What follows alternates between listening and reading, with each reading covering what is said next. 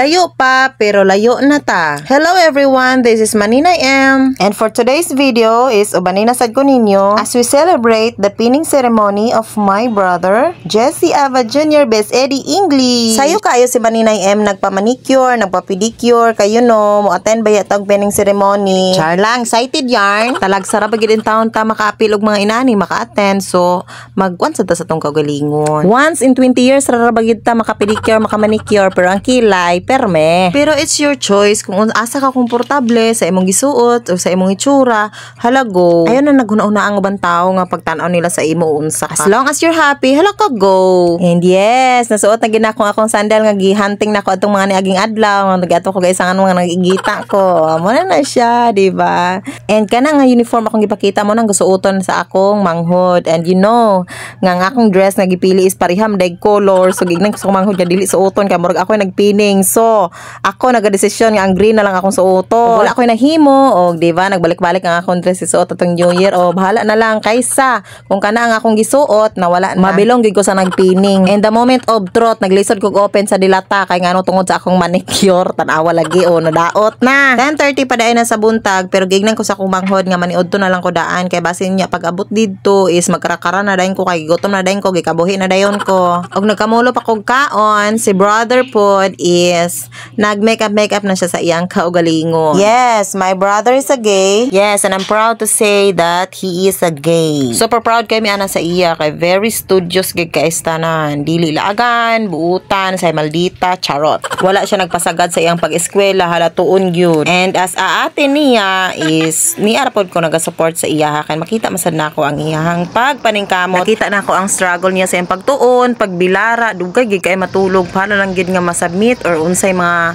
kanang kakulian sa ilahang eskwelahan iha ginang pangitaag pa maagi nga makuha na siya yang ma-resolve. So 12:30 sa udto is nakaabot na mi sa simbahan. Nakita na namo yung mga classmate ug nag-distribute na anang mga booklet og ticket para maka na-stamp din imo kung nakay ticket ana. Kung ba pa sa disco entrance duha ra din ang ticket ato allowed for parent ra daw kuno to siya sa mama o sa papa. And hello madam, one of my co-parents sa graduate classmate sa akong manghod. Friendly kay si madam ug ihada nang gipangayo among picture kay ganahan ko na sa akong camera. Tara. May gani kay naapoy parent ka akong na medyo na amigo-amigo na nako kay para di sad mao ni mahaw antong baba nga wala sad ka istorya no. So wala pa nagsugod ang misa no and busy pa kayo ang mga students ana kay nag picture pa in town sila. And seeing those happy faces, char English yan.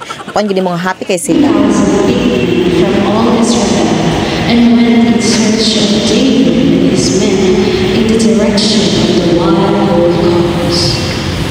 When he came to Joshua and Caleb, for the sake of our Lord, for the sake of our church, thank you so much.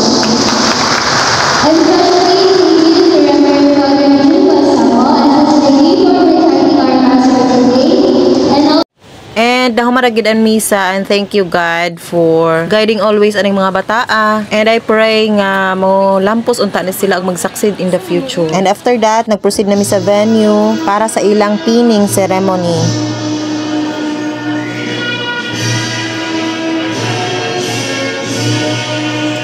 And narok sa gawas kay nagulat ko sa akong manghod kay para magpaso nami. And tungod sa akong kataranta wala na ako naka-video og wala sa ilain mag-video sa among awal nga nagpaso mi, sayang gid kistanan ang moment, di ba? Pero sige lang, okay ra na. Ang importante nakapaso si Maninay. Sa una wala gid ko nakasabot unsa rin ni mga pining-pining char-char. Kani di siyang pining no mura siya og paghatag pagtugot or formality ba nga ma-deploy na dayon mo dito sa inyong pag-uji.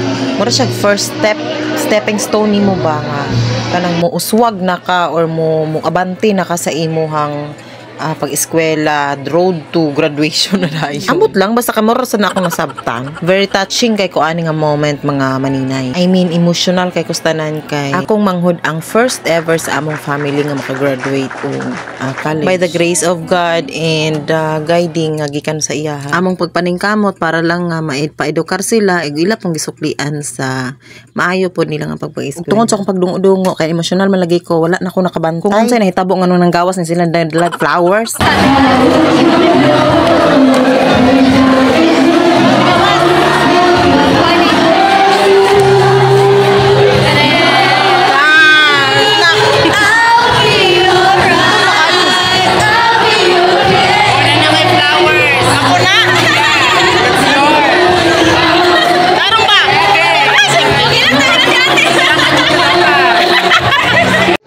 Kung di patungod aning pining ay dili ko kadawat og flowers.